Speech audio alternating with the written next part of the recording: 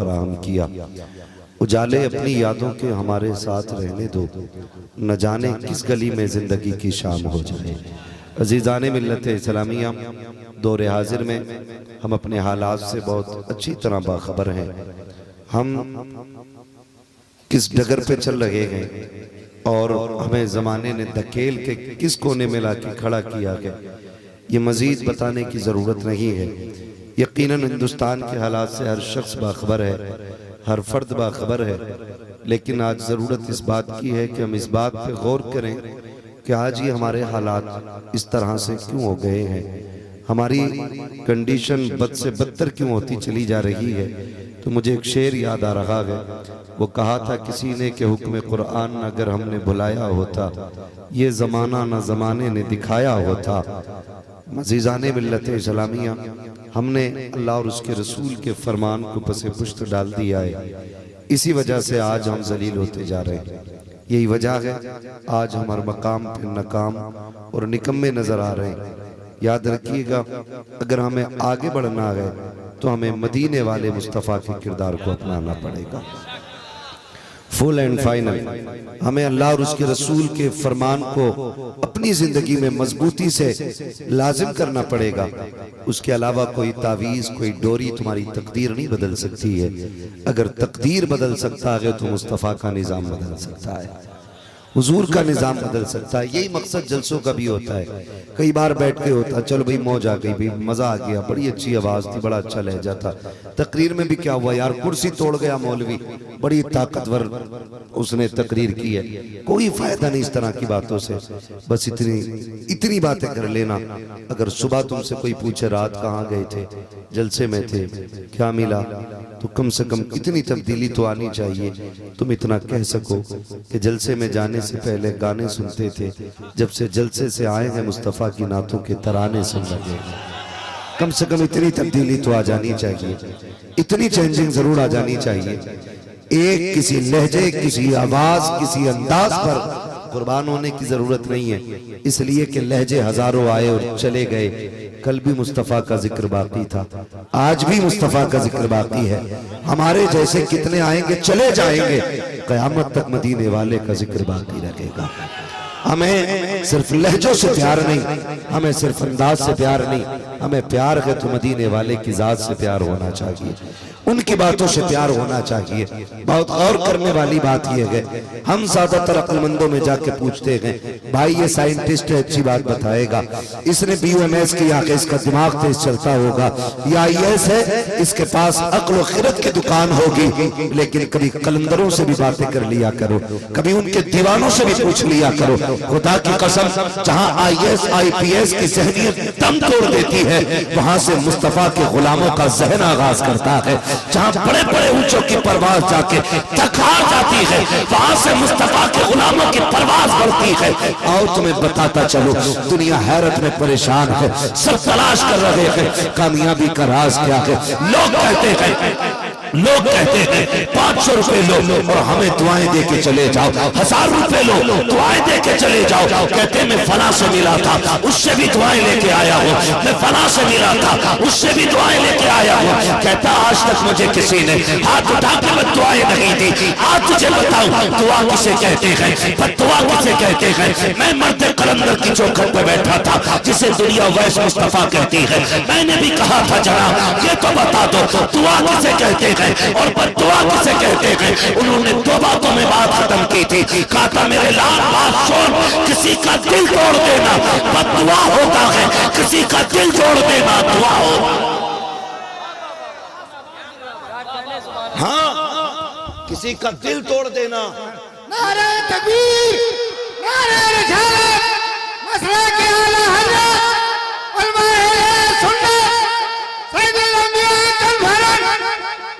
नारे तकबीर, नारे दुआ लफ्जों की मोहताज नहीं होती, बद्दुआ आंसुओं की मोहताज नहीं होती। जहां किसी का दिल टूटा, उसकी जबान भले गूंगी रही, समझ ले तेरे बुरे दिन शुरू हो गए।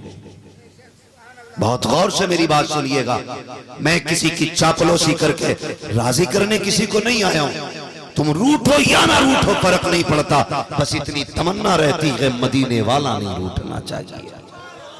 और अगर कोई ये सोच के यहाँ बैठा है मैं किसी की चापलूसी यहाँ करने आया हूँ घर चला जाए, ऐसे शख्स का महफिल में आने का कोई फायदा नहीं है, कोई फायदा नहीं है। याद रखिएगा अगर बद्दुआ निकल गई, किसी का दिल टूट गया, भले हाथ उठे ना उठे, आंसू निकले ना निकले, समझ लेना बुरा वक्त शुरू हो गया है। और अगर तुझसे किसी के दिल को राहत मिल गई, उसने हाथ उठा के दुआ दी या ना दी, समझ लेना खुदा की रहमतें तेरे साथ चलना शुरू हो गई। गौर करें इन बातों पर। हम कहते हैं मुझे आज तक किसी ने बद्दुआ नहीं दी, नहीं ये मत देख हाथ उठे थे कि नहीं, ये सोच ये चली थी और किसी का चेहरे का रंग तो नहीं उड़ गया था। हमारी इस दो तोले की जबान में किसी के दिल को ठेस तो नहीं पहुंचा दी थी। ये पूछ अपने आप से, इसे कंट्रोल में रखा करो, कंट्रोल में रखा करो। लोग कहते हैं मांस की ये फिसल जाती है, बांस की होती तो रोक के रखते। मैं कहता हूं अगर इसे रोकना है तो फिर अबू बकर सिद्दीक से पूछ कैसे रोका जाता है। हुजूर की चौखट पे जाते थे, मुंह में अक्सर पत्थर रखे रहते थे। किसी ने कहा अबू बकर ये मुंह में पत्थर क्यों रखते हो? का महबूब ने कहा था कि ये जो जुबान है ना ये बंदे को जहन्नम तक ले जा सकती है, मैं इसलिए कंट्रोल में रखता हूं ताकि ये कहीं ज्यादा चल ना जाए। आज जो जितना ज्यादा ताने मार लेता है ना वो उतना बड़ा अक्लमंद है, जो जितना ज्यादा जलील कर लेता सामने वाले को वो उतना बड़ा दानिश्वर कहलाता है। लोग कहते हैं कि इसकी जहानत का जवाब नहीं, इतना अक्लमंद बड़े अच्छे अच्छे इसके सामने चुप खड़े रहते हैं, इसकी जबान चलती है तो बड़े बड़ों के मुंह पे ताले लग जाते हैं। खबरदार, ऐसे लोग जो दूसरों की जबान बंद कर देते हैं वो काबिल नहीं होते हैं, वो होशियार नहीं होते हैं, वो खैर मनाए। ऐसा ना हो उधर झटका लगे उधर जहन्नम का कड़ा खबर बना दी। होश में रहना सीखो, होश में रहना सीखो। किसी का दिल नहीं टूटना चाहिए, दिल नहीं टूटना चाहिए। वो पूछा था ना किसी ने कि सबसे बड़ा कौन होता है, तो किसी ने कहा कि बड़ा वो है जिसके सामने सारे छोटे नजर आए, लेकिन एक मर्द कलंदर ने वही कहा था बड़ा वो नहीं जिसके सामने दुनिया छोटी लगे, बड़ा वो होता है जिसकी चौखट पे कोई अपने आप को छोटा ना समझे। बड़ा वो होता है जिसके सामने कोई अपने आप को छोटा ना समझे। तुम्हारी महफिल में कोई छोटा तो नहीं था, किसी को तुमने हकीर तो नहीं समझा था, किसी के बटन खुले हुए देख करके आपने उसके कद का अंदाजा तो नहीं लगाया था, किसी के कपड़ों पे मिट्टी के दाग देख के कहीं उसके बैठने की जगह का तयन तो नहीं किया था, कहीं किसी के मैले लिबास को देखने के बाद तुमने उसे जूतियों में बैठने तो नहीं कहा था। तुम नहीं जानते हो कई बार मैले लिबास में अल्लाह के महबूब बंदे रहा करते हैं, तुम्हें क्या पता है? ऐसा नहीं होता है, हम जानते हैं। जब कभी वलीमों की दावत होती है, अकीकों की दावत होती है, एक तरफ स्टैंडर्ड तरीके से मेज लगी होती है और टेबल लगे होते हैं, शानदार तरीके से लोग इस्तकबाल के लिए खड़े होते हैं, उन्हीं में कोई मजदूर चला आता है, लोग ये नहीं देखते कर क्या रखे हैं, वो बड़ी तेजी से खाने की तरफ बढ़ता है, कोई बाजू पकड़ के कहता किधर जा रहा है, तेरा इंतजाम उधर है, नीचे बैठ के खा, दिखता नहीं आप वीआईपी लोग बैठ के खाएंगे, तुझे नहीं पता कि ये अच्छे लोगों के लिए बना है, ये तू कौन होता है ये फैसला करने वाला, अच्छा कौन है घटिया कौन है, तू कौन होता है ये फैसला करने वाला, बड़ा कौन है छोटा कौन है, जिसकी तूने कलाई थामी है, इसके कपड़े देख करके फैसला कर रहा है कि ये छोटा है कि बड़ा, पता क्यों रोका गया, कि इसके हाथ भी मैले हैं, इसके कपड़ों पे मिट्टी के दाग लगे हैं, कि यहाँ कौन बैठेगा, कि यहाँ वो आएंगे जिनके बदन पे कीमती लिबास होगा, शानदार बूट और सूट होगा। मैंने कहा नादान है तू जिसकी मिट्टी देख के नफरत कर रहा है, अरे इससे सर पे बैठा, ये हलाल के धब्बे लगा के आया है, हराम के धब्बे लगा के नहीं आया। हाँ, हमारी कौम उन्हें इज्जत देती है, उन्हें इज्जत देती है हमारी कौम। जिनके दामन पे हराम के दाग तो होते हैं उन्हें इज्जत नहीं देती, जिनके कपड़ों पे हलाल के पसीने के दाग होते हैं। यूं ही जन्नत नहीं मिलनी है। मुस्तफा का किरदार अपनाने की कोशिश करें, किसी को जलील न करना, खास करके बेटों से गुजारिश करूंगा, अपने बाप को जलील ना करना। हम कब जलील करते मालूम?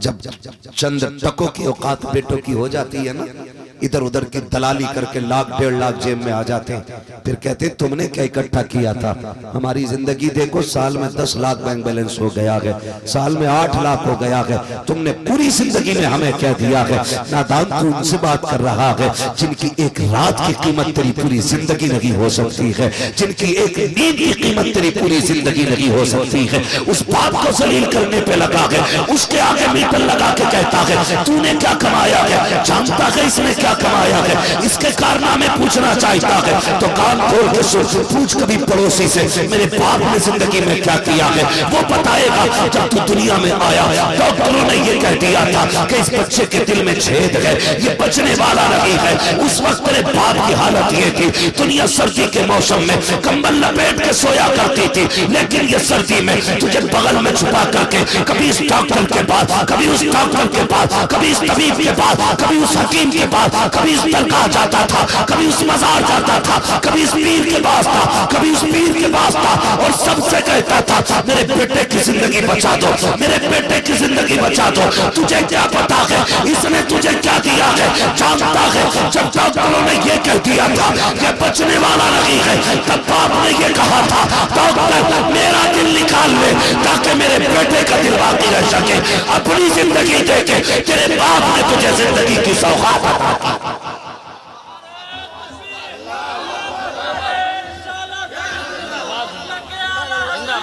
शुक्रिया।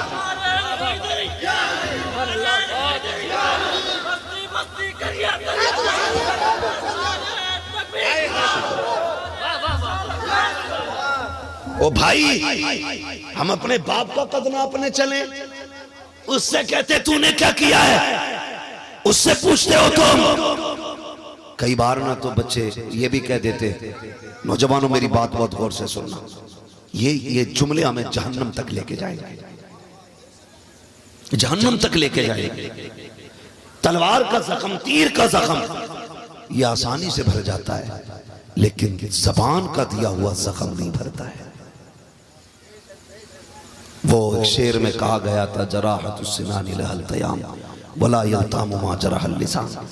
भाई तलवार का जख्म के लिए भराव हो सकता है, लेकिन जो जख्म जबान देती है उसके लिए कोई भराव नहीं, और ना ही कोई मरहम उसे ठीक कर सकता है। कैसे कह देते क्या किया तुमने? कहता पूरी जिंदगी रक्षा चलाया तुमने, हमें क्या दिया? एक छप्पर, 2 कमरों का मकान न दे सके। शर्म कर, अगर तेरा बाप लेटा है, इसने रक्षा चलाया, मजदूरी की है, इसने ईंटें कमर पे उठाई है ना, तू नहीं पता है, तुझे नहीं पता है इसने परदेश कितनी मुश्किल में काटा है, तू नहीं जानता है अपने बच्चों से जुदाई की एक रात की कीमत क्या गुजरी है इसकी। कह देते हो क्या किया तुमने, क्या दिया तुमने? जब ये लेटा हो ना तो इसके तलवे चूमना। लोग कहते मेरे पीर का हाथ बड़ा मुलायम था, रूई जैसे हाथ थे। क्यों तुझे रूई वाले हाथों में करामत नजर आती है? सबसे बड़ी करामत तो बाप के हाथों के छालों में नजर आनी चाहिए। सबसे बड़ी करामत तुझे बाप के हाथों के छालों में नजर आनी चाहिए थी। अगर वो लेटा हो तो ये मत सोचना तूने रक्षा चलाया है, तूने ईंटें ढोई है, क्यों नहीं बना मिनिस्टर, क्यों नहीं बना तू कलेक्टर। ये मत कहना, तलवे चूमना, कहना बाप तेरा एहसान है, तूने पसीना बहा के हमें चटनी से खिलाई है, किसी का हक मार के हमें मुर्गों की हराम की नहीं खिलाई। इसलिए कि जो हराम के मुर्गे खिलाते हैं वो औलाद को जहन्नमी बना देते हैं, और जो हलाल की चटनी खिलाते हैं वो औलाद को जन्नती बना देते हैं। उसकी मजदूरी पर एतराज न करना, ताना मत देना उसे तूने क्या किया है। वो बाप है तुम्हारा, टूट जाया करो, उसके आगे झुक जाया करो। लोग समझते नहीं कि जिंदगी का मजा किस चीज में है, मजा किस चीज में। परदेश से आ रहा ना 10-5 लाख अकाउंट में डाल के, तो फिर तो ये आके सीधा अपने रूम में जाके बैठता है, अब्बा सही से नहीं मिलना है, ये चाहता अब्बा मिलने मुझसे रूम में आए। ये नहीं चाहता कि बाप के पास में जाके सलाम करूं, डायरेक्ट ऐसे जाके बैठता है जैसे इसने बाप को पाला है। तुझे नहीं पता है सुकून कैसे मिलता है, ये लकू टकों की औकात क्या है दौलत की, बड़े बड़ों की मिट्टी में मिला दी अल्लाह ने। अगर यकीन ना आता हो कब्रिस्तान जाके देख लो, टूटी हुई कब्रें, बैठे हुए कफन, गली हुई हड्डियां, गिरे हुए कब्रों के निशानात, ये तुम्हें बताएंगे इनके पास भी दौलतें थी, इनके नाम के भी सिक्के चलते थे, लेकिन मिट्टी के नीचे क्या है, लोग कब्रों के निशानात भूल गए हैं। इस पे ना इतराना, खुदा की कसम मैं तुम्हें बताना ये चाहता हूँ, ऐसे सुकून नहीं मिलता है, पैसे की कसरत आराम नहीं देती है। अगर आराम चाहते हो अपने बाप के पास बड़ा बन के ना जा, छोटा बन के चला जा। एयर कंडीशन कमरों में वो सुकून नहीं मिलता है जो बाप की चूचियों में बैठने से अल्लाह राहत अता फरमा दिया। हाँ, क़यामत बर्पा होती है जब बाप नहीं होता है, मुश्किल होती है जिंदगी जब बाप नहीं होता है। हमें क्या पता, हमने तो होश संभाला तो बाप था, जवान हुए तो बाप था, शादी हो गई बाप था, बुढ़ापे को आगे बाप था। हमें क्या एहसास है? कभी उन बच्चों से पूछो जिनको बाप बचपन में छोड़ के चला जाता है कि जवानी कितनी मुश्किल से हाथ आती है। बाप के होते हुए 18 साल किधर गुजर गए पता ही नहीं चलता, और बाप चला जाए तो 10 साल हाथ नहीं आते, हाथ नहीं आते। बाप इतनी बड़ी दौलत है, इतनी बड़ी दौलत है, खुदा की कसम वो जिंदगी लौटा के औलाद पालता है, जिंदगी लौटा के औलाद पालता है। एयरपोर्ट पे खड़ा था, मैंने देखा वो जुदाई का मंजर, कोई परदेश जा रहा था, एयरपोर्ट पे मैंने अपनी आंखों से देखा बच्ची बार बार बाप से जुदा की जा रही थी, फिर दौड़ के लिपट जाती थी जाकर के। खुदा की कसम ऐसा लग रहा था अगर जनाजा किसी को देखना है तो परदेश जाते हुए बाप को आकर के एयरपोर्ट पे देखे। जनाजे की रुखसती पे जैसे लोग रोया करते हैं, वैसे बाप की रुखसती पे परदेश जाते वक्त औलाद रोया करती है। पूछते हो क्या किया बाप ने? अरे पूरी जिंदगी लगा देता है औलाद पे, वो पूरी जिंदगी। हमने क्या दिया बदले में? लानतें, गालियां, धक्के और बची कुची उसकी जिंदगी के पिछले दिनों के उसको ताने दे दे करके हम मार देते। नहीं, बाप के आगे जुबान नहीं खोलनी है, नहीं खोलनी है बाप के आगे जुबान, गूंगे हो जाया करो, मत बोला करो बाप के आगे।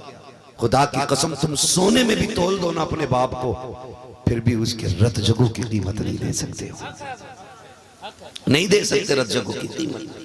बड़ा एहसान होता है एक बाप का, बहुत बड़ा एहसान होता है, बेपनाह कुर्बानियां देकर के औलाद को जवान करता है। और औलाद कहती तुमने मेरे लिए क्या किया?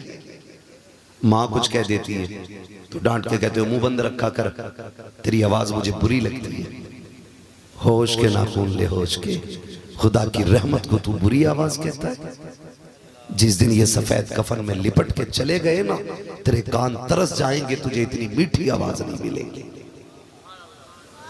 नहीं मिल सकती इतनी मीठी आवाज। माँ नहीं बोलती है, माँ के लहजे में जिब्रील बोला करता है।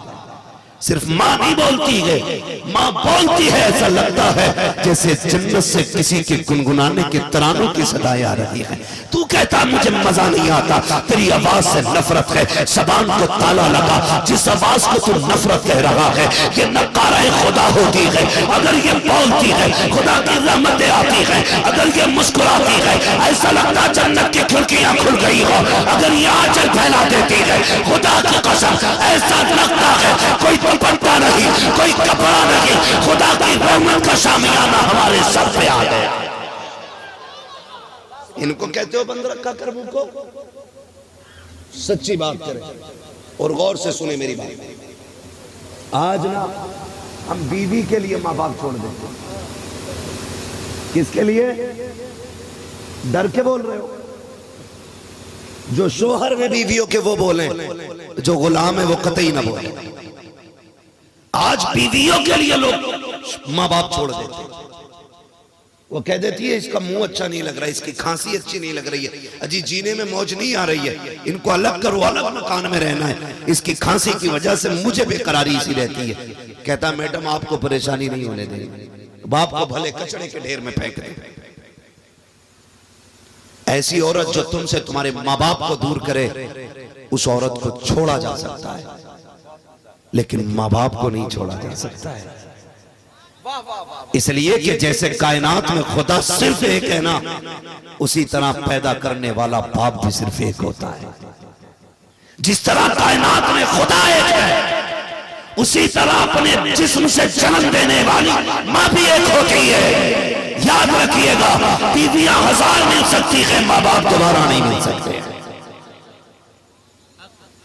हाँ, मैं आपसे कहना यह चाहता हूं, किसी के कहने पे माँ बाप ना छोड़ना। बीवी को आए हुए कितने दिन हुए? जुम्मा 8 दिन। माँ बाप ने तुझे कितने सालों से पाला है, भूल गए? तुम्हें याद नहीं रहा तो याद दिला दूं। जब तुम 3 साल के 5 साल के थे और तुम खेलते हुए दूर निकल जाते थे ना, तो ये माँ दरवाजे पे आ जाती थी और कोई ऐसा फर्द नहीं होता था जिससे पूछती नहीं थी, तुमने मेरा गुड्डू देखा हो तो बताओ, इधर मेरा कहीं भूरा हो तो बताओ, मेरा लाल इधर गुजरा हो तो बताओ। है कोई ऐसे शख्स जो गुजर गया और माँ ने पूछा ना हो? जब लोग ये कह के चले जाते कि मिला हमने नहीं देखा, फिर माँ दुपट्टा डाल के घर से निकल आती थी, एक एक कौना छानती थी, मेरा लाल कहाँ है, मेरा शहजादा कहाँ है। कितनी तलाश के बाद जब तुम मिलते थे, फिर उस वक्त माँ की मुस्कान देखने की होती थी। वो मारती भी थी तो प्यार से मारती थी, वो डांटती भी थी तो सीने से लगा के डांटती थी। अल्लाह अकबर, ऐसा प्यार करने वाला कहाँ से लाओगे, कहाँ से लाओगे इतनी चाहते लुटाने वाला? हाँ हाँ, हम रातों के मुसाफिर हैं, अक्सर रातों में सफर होता है। मैंने चौक में किसी बेटे को खड़ा नहीं देखा जो ये कह देता बाप के इंतजार में खड़ा हूँ। मैंने सैकड़े बापों को देखा है जो चौक में खड़े थे, हमने कहा बैठो गाड़ी में, कहा नहीं हाफिज जी आप जाइए। मैंने कहा क्यों खड़े हो? कहा बेटा नहीं आया है इसलिए आके खड़ा हो गया हूँ ताकि बेटा आ जाए। अल्लाह अकबर, तुम काम से लेट आते हो तो बाप बिस्तर छोड़ के निकल आता है और रात के 3 बजे आते हो, पहली दस्तक दरवाजे पे होती है, तुम्हारा आवाज देने की जरूरत नहीं पड़ती, अंदर से माँ की आवाज आ जाती है, ठहर जा बेटे भी दरवाजा खोलती हो। कौन है जो तुम्हारे लिए रात भर जागेगा? कौन है जो माँ बाप के सिवा तुम्हारी राहें तकेगा? हाँ हाँ, आज माँ से ऊंचे लहजे में बात करते हो, बाप को चेहरा बिगाड़ के दिखाते हो, ओ होश के नाखून लो। अगर तुम रात में आते हो, माँ कहती है जल्दी खाना खा ले, अब तक मैंने तेरे बगैर खाना नहीं खाया है, कहते तू खा लिया कर, मुझे मेरा इंतजार न किया कर, तुम्हें होश नहीं है। आज माँ का तो इंतजार हो रहा है, जब तक तू आ नहीं जाता है माँ खाना नहीं खाती है। जिस दिन ये इंतकाल कर जाएगी तेरी मर्जी है, तू 3 बजे आना, 2 बजे आना, 4 बजे आना, किसी को दस्तरखान पे तेरा इंतजार नहीं होगा, कोई तेरी राह नहीं देखेगा। यहाँ तक कि तेरी अपनी बीवी भी चादर ओढ़ के सो जाएगी, सोचेगी आएगा तो खुद खा लेगा। कोई बेवकूफ तो नहीं है, कोई नादान तो नहीं है, ये सोच करके बीवियां भी सो जाती हैं। खुदा की कसम, जो तेरे बगैर न खा सकती है न सो सकती है दुनिया के अंदर, उस जात को सिर्फ वाहिद माँ कहा जाता है, माँ कहा जाता है। आज उन्हीं को जलील कर देते हो, बात बात में ताने दे देते हो। खुदा की कसम, माँ जैसी दौलत नहीं मिलने वाली, बाप जैसी शफकतों का पहाड़ नहीं मिलने वाला। इन दोनों जातों का जवाब नहीं है, इन दोनों जातों का जवाब नहीं है। कभी तेज लहजे में इनसे बात न करना, कभी अकड़ के गुस्से में इनसे बात न करना, कभी इन्हें गलत जवाब न देना। इनके आगे ऐसे खड़े रहा करो जैसे खादिम अपने आका के आगे खड़ा रहता है। तुम तो औलाद हो ना, हम तो बेटे हैं ना। एक शख्स एक पौधा भी आंगन में लगाता है, उम्मीद होती है कि जब ये बड़ा होगा इसके साए में बैठेंगे, हवाएं मिलेंगी, साया मिलेगा। अगर एक शख्स दरख्त भी इस नियत से लगाता है कि हमें साया मिलेगा, तो बाप औलाद को कितनी उम्मीदों से पालता होगा, कितनी आरज़ुओं से पालता होगा, कितने ख्वाब सजाए होंगे उसने बेटे के साथ। वो ये कहता नहीं होगा ये जवान होगा तो मेरी बुढ़ापे की लाठी बनेगा, ये मेरी कमजोरी के दौर में मेरी मजबूती और पावर बनेगा। ये नहीं सोचा होगा बाप ने? हाँ, सोचता है हर बाप, लेकिन हमने नहीं सोचा कि इसने हमें अपने सहारे के लिए पाला है। लोग कहते हैं अब्बा लालच करता है तुमसे, तो क्या गलत करता अगर लालच भी करता है बाप? तो क्या गलत करता है वो अगर तुमसे कोई भलाई की उम्मीद भी रखता है? तो यार 4 दिन कुत्ते को रोटी खिला दो तो वो मालिक के सामने किसी को भोंकने नहीं देता। तुझे तो बचपन से उंगली पकड़ के चलना सिखाया है बाप ने। जब तेरे मुंह में दांत नहीं थे तो अपने मुंह से चबा के खिलाया है बाप ने। आज कहता है लालच हो गया है। हाँ, इनका हक बनता है ये तुझसे लालच करे। इनका हक है ये तेरे साथ अपने मतलब की बात करे, इसलिए कि जब तू कुछ नहीं था उस वक्त तेरे लिए ये सब कुछ था। आज अगर ये कुछ नहीं रहे हैं तो तुझे सब कुछ बनना पड़ेगा इनके लिए। बड़ी दौलत होते माँ बाप। अल्लाह से दुआएं मांगा करो, मालिक हमारे माँ बाप को सलामत रखना। आमीन कह दे। बुरी लग रही है ना बातें, क्योंकि अक्सर 90% मुआशरा हमारा इस बीमारी का मरीज है। इसी बीमारी में मुब्तला है 90% मुआशरा। हालात देखे, दुआएं मांगा करो अल्लाह से, किसी की मां ना जाए। तुम नहीं जानते माएँ चली जाती है तो जिंदगी कितनी अकेली होती है, कितनी तन्हा तन्हा हो जाती है जिंदगी, कितनी उदास हो जाती है जिंदगी। बेटा कह के दुनिया आवाज देगी लेकिन लहजे में माँ वाली शफकत नहीं दिखेगी। ये रहमतें तो खुदा ने सिर्फ माँ के लहजे में रखी हैं। और आज फिलिस्तीन के बच्चे, उससे पहले बर्मा की कहानी, उससे पहले कश्मीर की कहानी, ऐसी कितनी दास्तानें हैं जो हमें रिश्तों का एहसास दिलाती है, जो हमें रिश्तों का एहसास दिलाती है। एक बच्ची ने एक दिन फोन करके कहा था, कभी इस मौजू पे भी बात कर, लोग दूसरी शादी बड़ी जल्दी कर लेते हैं। मैंने कहा फिर क्या परेशानी है, जब शरीयत ने हक दिया दूसरे निकाह का तो बेटी तुझे क्या एतराज है। उसने कहा बात ये नहीं है, एतराज दूसरी और तीसरे निकाह से नहीं है। उसने कहा बात यह है मेरी माँ का इंतकाल हुआ, मेरी उम्र अभी 11 साल है, मेरे साथ एक 8 साल का मेरा भाई भी है। कहते माँ के इंतकाल के 6 महीने के बाद मेरे बाप ने दूसरा निकाह कर लिया। कहते वो उसी बीवी के साथ रहते हैं, हमें देखने तक नहीं आते हैं। अपने भाई को मैं कैसे पाल रही हूं अंदाजा कर सकते हो, मेरी उम्र खुद 11 साल है। कम से कम मर्दों को इतना तो समझा दो कि जानवरों को भी रिश्ते का ख्याल होता है, इन्हें इंसानों को रिश्ते का ख्याल क्यों नहीं है। ये कड़वी सच्चाई है हमारे मुआशरे की, कड़वी सच्चाई है। अगर निकाह करना चाहता है कर, तेरी मर्जी है, हक दिया शरीयत ने, लेकिन औलाद के साथ ना इंसाफी नहीं। अगर तुम बच्चों के साथ ना इंसाफी करोगे अल्लाह खाल उधेड़ देगा कब्र में डाल के, कोई बचाने वाला नसीब नहीं होगा, कोई नहीं आएगा बचाने के लिए। तेरी कब्र में तुझे जाना है, मेरी कब्र में मुझे जाना है। और ये कौम जो शबे बारात में, शबे कद्र में सिर्फ ऊपर अगरबत्ती लगाती है, उससे क्या उम्मीद रखते हो ये बख्शवा लेंगे? गलत नहीं कह रहा हूं, सिर्फ ऊपर अगरबत्ती लगाई, लाइट लगाई, निकल गए। 1000 बल्ब ऊपर लगा ले, उसका अंदर फायदा कुछ नहीं होना। अंदर फायदा कब होगा? भले ऊपर बल्ब लगा ना लगा, कब्र पे जा, कुरान की चंद आयतें पढ़, हाथ उठा के कब्र वाले को बख्श दे। ऊपर अंधेरा हो या ना हो, कब्र के अंदर खुदा की रहमतों से उजाला होना शुरू हो जाएगा। लेकिन हम तो यही सोचते हैं कि बस ऊपर अगरबत्ती लगा दो। किसके लिए भाई? अच्छी बात है, खुशबू है, मैं इनकार नहीं करता, इससे भी मसला नहीं है कि आप अगरबत्ती लगा रहे हैं, लेकिन कब्र के ऊपर ना लगाया करो, कब्र से हट के लगाया करो। यह भी एक मसला है। बीच कब्र पे यहां लगा के आते हैं अगरबत्ती। आग वाली चीजों को कब्र से दूर रखने का हुक्म है।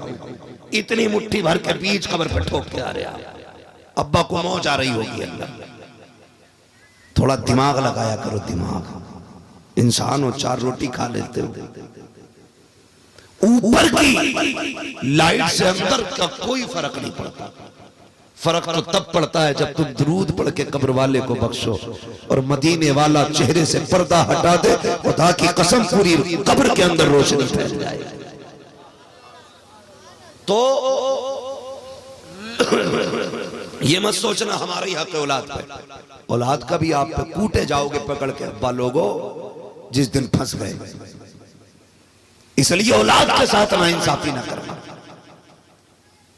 औलाद से भी गुजारिश है, कभी बाप से ऊंचे लहजे में बात है बोले नहीं करनी है, इंशाअल्लाह।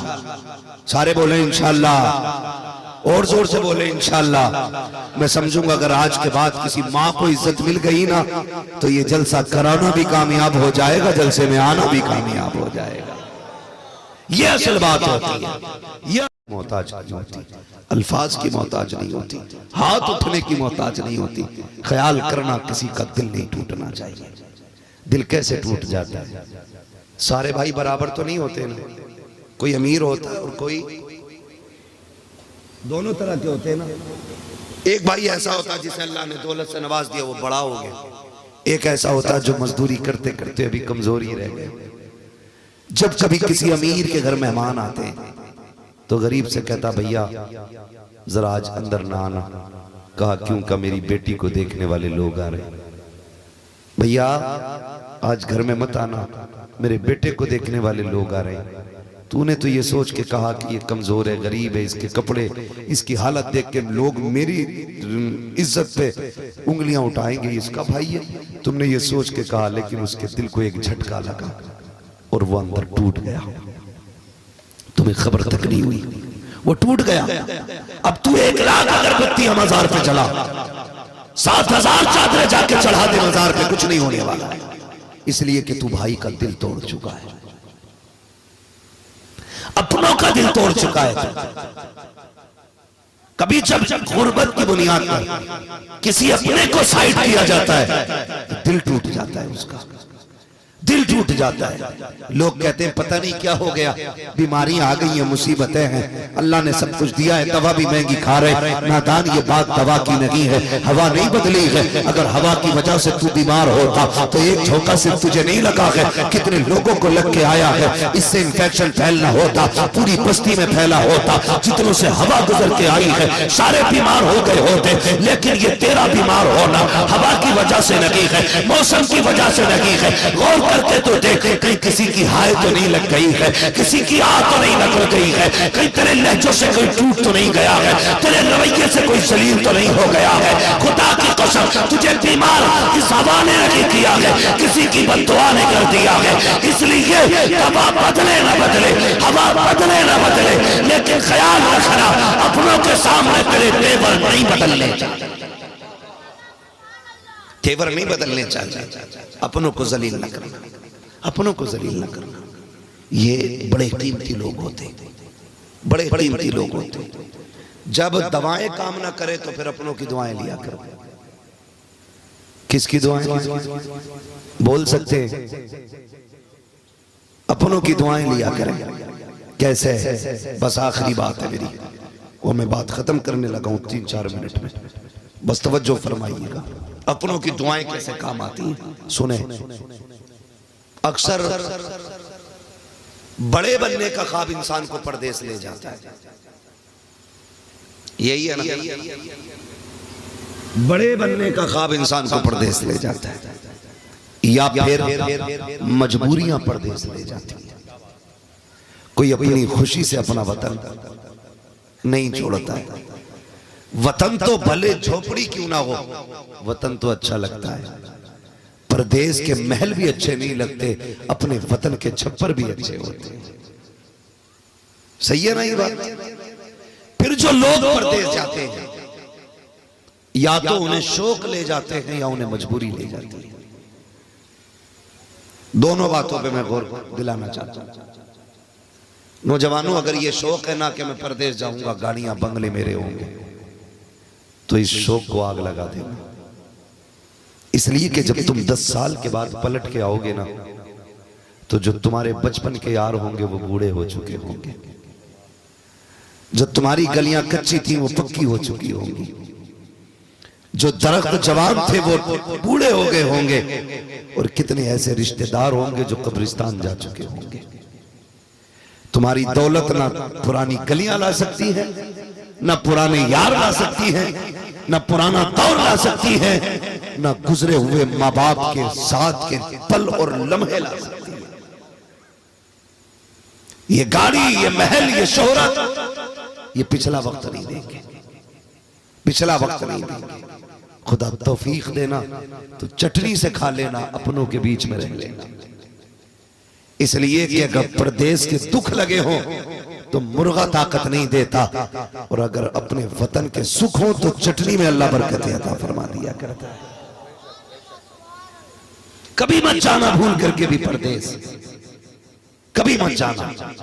ये होती है शौक की बात, परदेश जाओगे। एक होती है मजबूरी, बहन जवान हो गई, भाई को परदेश जाना है, बेटी जवान होने लगी, बाप को परदेश जाना है। क्यों? क्योंकि ये कौम के अंदर ऐसे कुत्ते पल रहे हैं, उस वक्त तक किसी की बेटी कबूल नहीं करते जब तक इन कुत्तों को 10 लाख का टुकड़ा न पड़ जाए। ऐसे भी जलील समाज में, ऐसे लोगों के लिए मेरे पास कोई शराफत का जुमला नहीं। उससे बड़ा बदबख्त कुत्ता जलील कौन होगा जो बेटी के साथ 10 लाख के पैकेज का भी सवाल करता हो। जिस दिन अपने आंगन में बेटी आएगी ना, तब पता चलेगा। जिस दिन तुम अपनी बेटी रुखसत करोगे तब एहसास होगा बेटी क्या होती है। मैं कहता हूं जिसने बेटी दे दी उसने सब कुछ दे दिया। जिसने बेटी दे दी उसने सब कुछ दे दिया। वो सब कुछ दे चुका जो बेटी दे चुका है। इसलिए अब किसी को मजबूर ना करना कि वो बेटी के साथ उसके खर्चे के 10 लाख भी दे, सोने के लिए बेड भी दे, खाने के लिए बर्तन भी दे, पहनने के लिए कपड़े भी दे, और रहने के लिए घर के अंदर फर्नीचर और इंतजाम भी कराए। ऐसा कभी ना करना। अल्लाह से बस इतनी दुआ करना, मालिक नेक सीरत नेक सूरत बीवी अता फरमा। जिसे नेक सीरत बीवी मिल जाए वो सबसे बड़ा धनी आदमी होता है, सबसे बड़ा खुशनसीब है वो जिसे नेक सीरत बीवी मिल जाए। तवज्जो है मैं जो कह रहा था आपसे? मैंने ये कहा था कि रिश्तों को तोड़ देते हैं हम लोग, गरीबी हमें अपनों से दूर करने का सबब बना लेते हैं हम लोग, गलत सोचते हैं। खुदा की कसम, कमजोर को सीने से लगाने का नाम जो है ना वो जन्नत में जाने का टिकट है। गरीबों को निभा जाने का नाम जन्नत में जाने का टिकट है। इसका मतलब ये नहीं है रब ने आपको 4 पैसे दे दिए तो किसी का दिल तोड़ दे, किसी को जलील करे। हाँ, मैंने जो आयत करीमा पढ़ी थी, लक़द काना लकुम फी रसूलिल्लाहि उस्वतुन हसना, मेरे महबूब की जिंदगी आपके लिए बेहतरीन नमूना है। हुजूर के किरदार को अपनाने की कोशिश करें, हुजूर के दिए हुए दीन को अपनाने की कोशिश करें जो दीन मुस्तफ़ा ने हमें अता किया है। कोशिश ये करें उस दीन पे हम मजबूती से अमल करेंगे, अपनों के रिश्ते निभाएंगे, अपने लोगों को राजी करेंगे और किसी को भी कोई कमेंट नहीं देंगे। मैं बात कर रहा था, बंदा परदेश गया कमाने के लिए, जब परदेश गया ना उसको बीमारी लग गई, चेकअप करने के बाद पता चला उसको कैंसर हो गया है। जब कैंसर की बात सुनी, इलाज के लिए हॉस्पिटल गया, डॉक्टरों ने जब चेकअप किया कहने लगे कैंसर लास्ट स्टेज में है, अब बचने का कोई रास्ता नहीं है, अब दवा काम नहीं करेगी, अगर काम आएगी तो किसी वली की दुआ काम आ सकती है, किसी बुजुर्ग के जुमले काम आ जाएंगे। गया अल्लाह वाले के पास, हम मौत के मुंह में हूँ, बताइए क्या किया जाए। डॉक्टरों ने लाइलाज कर दिया है। कहने लगे कहाँ का रहने वाला है? कहा फला मुल्क का। कहा क्या बात है? कहा कैंसर है, डॉक्टर कहते मरने वाला है। उसने कहा परेशान क्यों होता है, अपने मुल्क वापस चला जा। कहा करना क्या है? कहा 3 महीने अपने रिश्तेदारों को रोटियां खिला, दावतें करके खिला, उनको 3 महीने तक खिला, फिर वापस आना। उसने कहा डॉक्टर कह चुके हैं 1.5 महीने में खत्म हो जाएगा। उसने कहा क्या जानता है, ये डॉक्टर तो पागल होते हैं, जिंदगी देने वाले डॉक्टर नहीं होते हैं, जिंदगी देने वाला खुदा हुआ करता है, खुदा होता है। आया अपने वतन, खिलाया रिश्तेदारों को, 3 महीने के बाद गया, चेकअप कराया, कोई बीमारी नहीं थी। डॉक्टर कहने लगे ये इलाज कैसा हुआ? उसने कहा था खुदा की कसम तुम्हारे पास इसका कोई इलाज ना था, इसका इलाज मदीने वाले मुस्तफा की हदीसों से हो।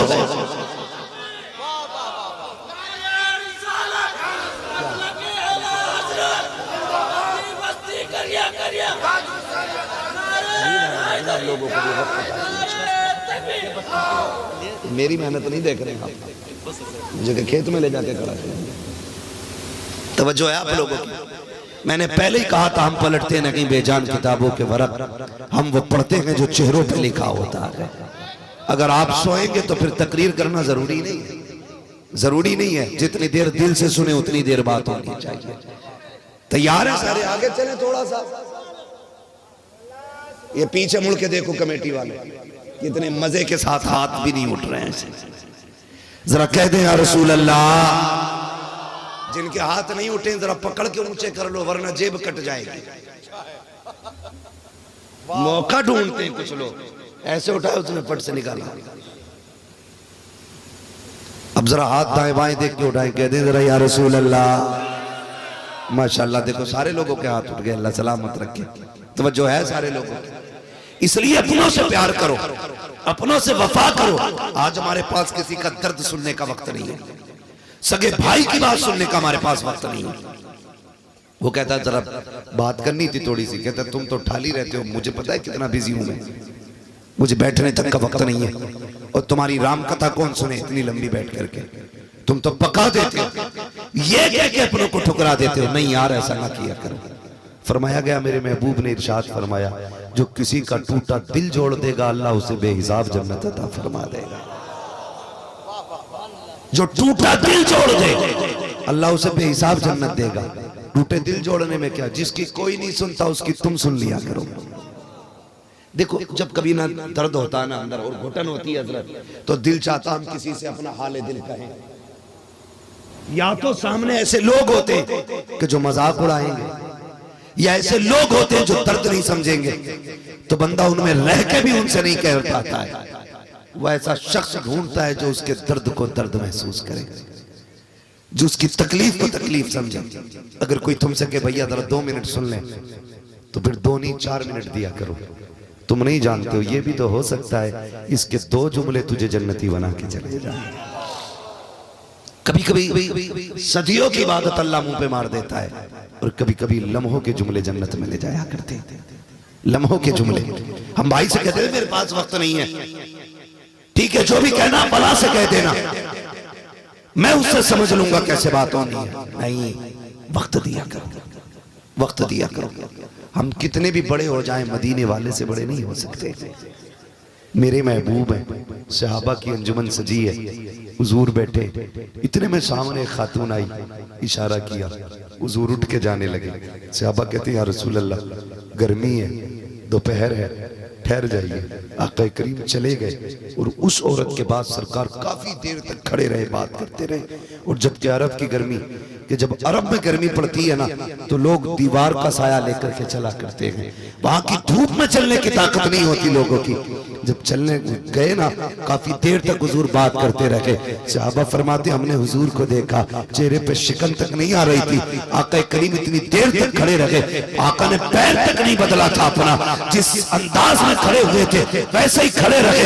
जब बहुत देर के बाद औरत की अपनी बात मुकम्मल हुई तब वो गई, सरकार पलटे। सहाबा कहते या रसूल अल्लाह किस औरत के मुंह लग रहे थे, इसको तो मक्के में पागल कहा जाता है, इसे कोई मुंह नहीं लगाता है, इसे कोई शहर के अंदर अक्लमंद नहीं मानता है। सारा वक्त आपने इतना कीमती उसको दे दिया। मेरे नबी ने कहा था चुप हो जाओ, जिसे कोई मुंह से नहीं लगाता है उसे मुंह से लगाने के लिए आमिना का लाल आया।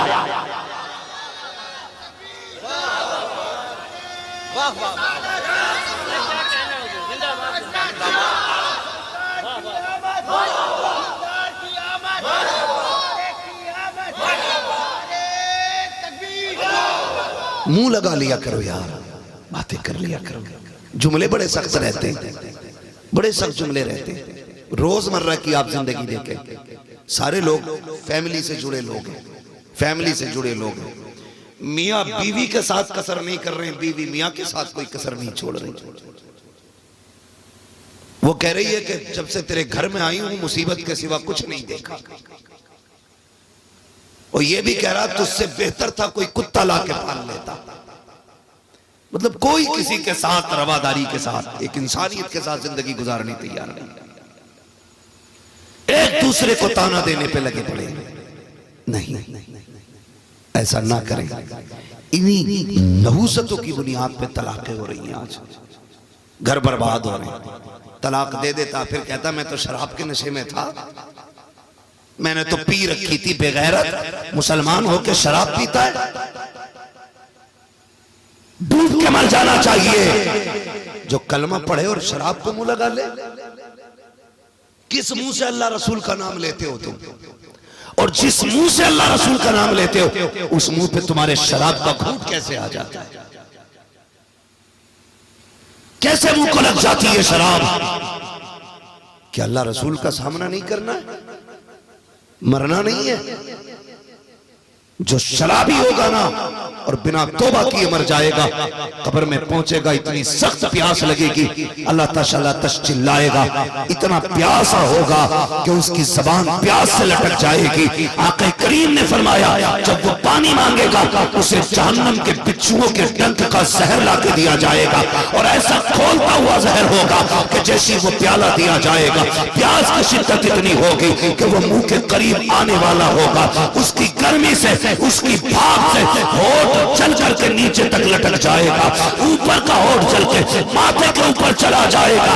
इतनी खतरनाक गर्मी होगी, लेकिन प्यास ऐसी लगेगी कि ये उसको भी मुंह से लगाएगा, जैसे कि पिएगा पूरा जिस्म कट कट के गिरेगा। और तुम्हें खुदा का वास्ता छोड़ दो शराब को, अगर पीनी है तो मुस्तफा के इश्क की शराब पिया करो, इसलिए कि ये शराब तुम्हें दुनिया में भी इज्जतदार बनाएगी और आखिरत में जाके भी रब की बारगाह में इज्जतदार बनाएगा।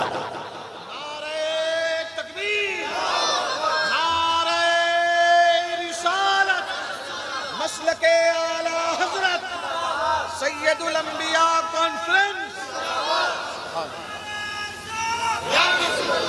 नहीं मेरे नौजवानों, मत जाना इसके करीब, मत पीना। तुम हुजूर के गुलाम हो, तुम मुस्तफा के गुलाम हो, तुम वो हो जिनके लिए रब ने कौसर का इंतजाम किया है।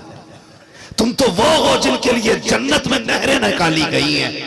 तुम तो वो हो जिनके लिए शराब तहूर का इंतजाम किया गया। तुम अपने रब की मशीयत को समझो। वो तो कहता मैंने तुम्हारे लिए शराब तहूर की नहर जारी की, तुम वो पीते हो जिसे पी के नाली में पड़े रहते हो। तुम वो पीते हो जिसे पीने के बाद खंजीर जैसी खसरतें आ जाती हैं। वो तो तुम्हें रोकता है, लेकिन तुम समझते क्यों नहीं अपने रब की मशीयत को? क्यों नहीं जानना चाहते तुम अपने हुदूद और अपने दायरों को और अपनी हद को तुम क्यों नहीं समझना चाहते? क्या ये गलत नहीं हो रहा है? शराब के पार्टी के नाम पे, शादी के नाम पे, यारों के नाम पे, महफिलों के नाम पे, बर्थडे के नाम पे शराब की बोतलें खोली जा रही हैं। हुजूर के गुलाम और नशे के करीब। अल्लाह की कसम खा के कहता हूं, उस क्वालिटी वाली आज शराब किसी मार्केट में नहीं है जो हुजूर के जमाने में शराब चलती थी। लेकिन जैसे ही मेरे नबी ने कहा लोगों शराब हराम कर दी गई है, तो जिनके होठों तक आ गए थे जाम उन्होंने तोड़ दिए थे। जिनके मुंह के अंदर शराब का घूंट था ना, ये नहीं सोचा था लाओ मुंह में आ गई है, हुजूर ने भी तो कहलवाया इसे तो पी ले जो है। नहीं, जैसी खबर आई शराब हराम कर दी गई है, तो जिनके मुंह में थी कुल्लियां कर दी, जिनके होठों पे थी जाम तोड़ दिए, जिनके मटकों में रखी थी लाके नालियों में। सहाबा फरमाते जिस दिन शराब की हुर्मत आई थी तो शराब नालियों में पानी की तरह बह रही थी। यहूद और नसारा ने आके कहा था आज ये शराब इतनी कीमती तुम पानी में क्यों बहा रहे हो? कहा हमारे नबी ने इसे हराम कह दिया है, इसलिए हम इसको पानी में बहा रहे हैं। कहा कितने बेवकूफ हो, इसे बेच दोगे इसका पैसा मिल जाएगा, बहाओ तो मत, नुकसान से बच जाओगे। सहाबा ने कहा खबरदार उन जबान न चलाना जिसे मुस्तफा नजर से गिरा दे। हम उसकी दौलत से भी नफरत करते हैं, उसकी मालियत से भी नफरत। तुम कैसे कहते हो गुलामी रसूल में मौत भी कबूल है? अगर ये दावा सच्चा है तो कभी शराब के करीब न जाना। वादा करें इंशाअल्लाह कभी नहीं जाएगा करीब। सारे वादा करें ताकि अगर कोई पीता भी हो तो वो राज रह जाए। ये नहीं कि जो वादा कर रहा है उसने पिए। मैं इसलिए कह रहा हूं ना पीने वाले भी वादा करें ताकि पीने वालों के राज पे पर्दा रह जाए। शराब तो कभी नहीं पिएंगे इंशाअल्लाह, कभी नहीं पिएंगे। अल्लाह हमारी नस्ल को इस मनहूस शय से दूर फरमा दे। इसने तबाह करके रख दिया हमारे माशरे को। तलाक दे देता, कहता रास्ता निकालो कोई। कहा क्यों? कितनी दी थी? 3। कैसे के शराब के नशे में था। गधे तुझे ये भी पता कितनी दी थी और नशे में भी था। ये झूठ है। अगर इतना नशा था कि अक्ल जाती रही तो तुझे ये कैसे पता चला 3 दिए, या ये भी कैसे पता चला कि तुझे शक तलाक दी है? झूठ बोलते। ये नौबत इसलिए आ रही है क्योंकि हमने मुस्तफा का तरीका नहीं अपनाया, तरीका नहीं अपनाया। मैं मर्दों से गुजारिश करूंगा, औरतों के साथ वो रवैया इख्तियार करो जो मेरे नबी ने खदीजतुल कुबरा के साथ इख्तियार किया, जो आयशा सिद्दीका के साथ मेरे नबी ने जिंदगी के लम्हे गुजारे थे, जो अज़वाज मुतहरात के साथ मुस्तफा की जिंदगी के लम्हे गुजरे। ऐसे आप बीवियों के साथ रवैया करो। और बीवियों से गुजारिश करूंगा, आप शोहरों के साथ ऐसे रहो जैसे खदीजा मेरे नबी के साथ रही है, फातिमा अली के साथ रही है। ऐसे जिंदगी गुजारो, फिर देखो अल्लाह तुम्हारे घर के अंदर जन्नत की महक अता फरमा देगा। आंगन तुम्हारा होगा, नजारे जन्नत के होंगे। करेंगे इंशाअल्लाह, ऐसा ही करेंगे इंशाअल्लाह। बहनों से गुजारिश है, शोहर से झगड़ा हो जाए, चलो लड़ाई हो सकती है, गर्मा गर्मी हो सकती है दोनों तरफ से, मिजाज नहीं भी मिल सकता है, लेकिन एक दूसरे के लिए बद्दुआ न करना, एक दूसरे को बदतमीज ना बोलना। वक्ती तौर की नाराजी तो अच्छी भी लगती है, रूठ जाना मनाना भी अच्छा लगता है, लेकिन किसी के लिए हाथ उठा के बद्दुआएं देना ये कतई अच्छा नहीं लगता है। किसी को बदतमीज बोलना ये बिल्कुल अच्छा नहीं लगता है। जिंदगी ऐसे नहीं गुजरती है, ऐसे नहीं गुजरती है जिंदगी। शोहर जा रहा है कमाने के लिए, हाथ उठा के करी कभी लौट के ना आए तू, ये ना कहे तुझे नहीं पता अगर ये कफन में लिपट गया कोई तुझे इज्जत की निगाह से देखने वाला नसीब नहीं होगा। और तू जो कह रहा तुझसे बेहतर था कुत्ता पाल लेता, तू भी जरा जबान को लगाम दे। सोच तो सही, इतना गुस्सा तेरा। ठीक है, मानते हैं तू मर्द है, रिजालु कव्वामून अलन निसा, मर्दों को औरतों पे हाकिम बनाया गया, लेकिन गाली देने के लिए तो नहीं, मारने के लिए तो नहीं, सितम करने के लिए तो नहीं। हुकूमत चला, और हुकूमत सितम से नहीं, हुकूमत प्यार से चला करती है, हुकूमत मोहब्बत से चला करती है। जो सितम के जरिए होती वो हुकूमत नहीं, तानाशाही होती है, वो जुल्म होता है। आपको हुकूमत के लिए पैदा किया गया, तानाशाही के लिए नहीं। समझ गए मेरे जुमले? बुरी तो नहीं लग रही आपको? कभी ये सोच रहे हो ये मौलवी औरतों को सर पे बैठाने आया? नहीं, मैं चाहता हूं हर घर जन्नत का नमूना नजर आना चाहिए, हर घर से मुस्तफा के किरदार की महक आनी चाहिए, मेरी यही तमन्ना। तो आप भी ना ये ना कहा करो कि कुत्ता पालना बेहतर था तेरे नाम का। सुने जरा, आप जब सुबह उठते हो बिस्तर से, कभी गौर भी किया करो यार। डायरेक्ट गुस्सा करना, गाली देना, मारना शुरू कर देते। सुबह उठे तो फ्रेश हुए, खाया पिया, निकल गए, जो लुंगी आपने उतारी जहां पड़ी थी वहीं फेंकी आपने। रात के कपड़े आपने तय नहीं किए थे, आपने यूं उतार के यूं छोड़ दिए थे। आप जिस बिस्तर से उठे थे उसकी आपने चादर नहीं संभाली थी, जिस कंबल जिस रजाई को ओढ़ के आप लेटे थे आपने उसकी तय नहीं की थी। रात भर में जितना कचरा आपने कमरे में किया था आपने सफाई नहीं की थी। आप तो खुद साफ करके नाश्ता टेबल पर लगाता, खा पी के निकल गए। बताओ जब शाम को आए तो बिस्तर वैसे ही था जैसे छोड़ के गए थे? बोलो, कपड़े वहीं पड़े थे जहां तुमने छोड़े थे? आपके स्लीपर वैसे उल्टी सीधी पड़ी थी जैसे तुम छोड़ के गए थे? नहीं, जब आते हो तो बिस्तर करीने से लगा होता है, जो कपड़े तुमने फेंके थे वो साइड से रखे होते हैं, जो गंदगी तुम छोड़ के गए थे वो साफ हो गई है। ये किसने की है? ये इसी ने की है जो 3 बार कबूल कबूल कहने के बाद तेरे बिस्तर पे आके बैठ गई, तेरी मर्जी के मुताबिक चलती रही। तूने कहा उठ तो उठ जाती है, तूने कहा बैठ तो बैठ जाती है, तूने कहा चल तो चलने लग जाती है, तूने कहा सो तो सो जाती है, तूने कहा जाग तो जागती है। तू ये कहता है पानी ला तो पानी ला के देती है। तेरी बीमारी में, अपनी बीमारी में ये तेरा ख्याल करती है, उससे इतना झगड़ा क्यों? खुदा की कसम ये तेरे घर के अंदर सहमत बन के नहीं आई, बल्कि खुदा की रहमत बन के तेरे घर में आई। इसलिए इससे मुंह बिगाड़ के बात न कर, इससे प्यार से बात कर। और यही तरीका मेरे नबी ने सिखाया है। जब मियां बीवी के रिश्ते अच्छे होंगे तो औलाद के अंदर जहनी तनाव नहीं आने वाला है। माँ बाप लड़ते हैं और जिंदगी बर्बाद होती है औलाद की। इसके बहुत सारे नुकसानात हैं तिब्बी नुक्ते नजर से, मुझे उस पर बात नहीं करनी है। बस इतना समझाना चाहता हूं, सबसे ज्यादा जरूरी है लोगों के दिलों का ख्याल रखना। किसी का दिल नहीं टूटना चाहिए, किसी का दिल नहीं टूटना चाहिए। अगर दिल टूटा तो बात अर्श तक जा पहुंचती है, और जब वहां पहुंच जाती है तो फिर बचाने वाला नसीब नहीं होता है। याद रखिएगा, बचाने वाला नसीब नहीं होता है। किसी ने एक पोस्ट मैंने देखी थी, बड़ी अच्छी बात लिखी थी। किसी ने पूछा था किसी बुजुर्ग से, मुझे नसीहत कर दे। उसने ये कहा था, बस इतना ख्याल करना कोई रब से तेरी शिकायत ना कर दे। जिस दिन किसी ने तेरी रब से शिकायत कर दी तो समझ लेना उस दिन से खैरियत नहीं है। इसलिए मेरे भाइयों, अपने नस्ल को, अपने परिवार को प्यार दो, माँ बाप को वक्त दो, बहन भाइयों को वक्त दो, मियाँ बीवी के रिश्ते अच्छे करो, बाप बेटों के रिश्ते अच्छे करो, बेटियां माँ के साथ अच्छे तरीके से रहें। खुदा की कसम, अलग से किसी दवा की जरूरत नहीं पड़ेगी। तुम्हारे ही घर के अंदर छप्पर में अल्लाह तुम्हें सुकून की, राहत की जिंदगी अता फरमाएगा। वो कहा था किसी ने, फुटपाथ पे सो जाते हैं अखबार बिछाकर, मजदूर कभी नींद की गोली नहीं खाते। इसलिए कि नींद पैसे से नहीं आती है, नींद रब के करम से आया करती है। अल्लाह का करम तलाश करें, अल्लाह की रजा तलाश करें। फरमाया गया, लक़द कान लकुम फ़ी रसूलिल्लाहि उस्वतुन हसना। मेरे महबूब की ज़िंदगी आपके लिए बेहतरीन नमूना है।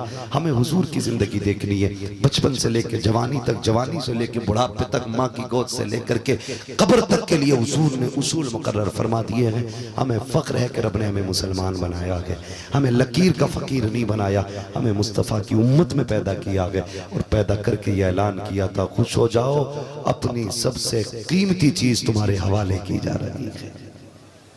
हुजूर आए, हमारी नसीब जाग गए, हुजूर आए, मुकद्दरी खुल गए हमारे।